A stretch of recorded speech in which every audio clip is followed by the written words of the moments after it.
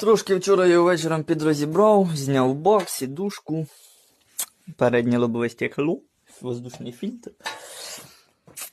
Отак ось і все, це замок зажигання у дідуся. Йо-моє, соєдинив і поїхав. Подивився на цю всю проводку і зрозумів, що це повний жах. Да. Дракоша. Да нічого. Раз він попав до мене в руки, значить ще судьба йому пожить.